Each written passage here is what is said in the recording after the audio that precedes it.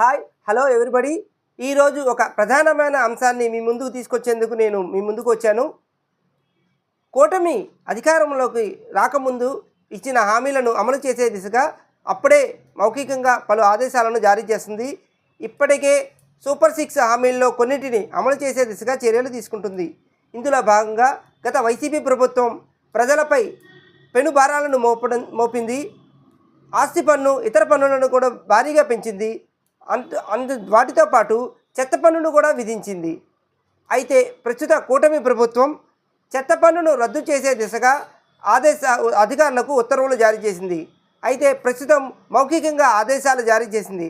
తదుపరి ఉత్తర్వులు జారీ చేసే వరకు సిబ్బంది ఎవరూ చెత్త పన్ను వసూలు చేయవద్దని మౌఖికంగా ఆదేశాలు జారీ చేసింది.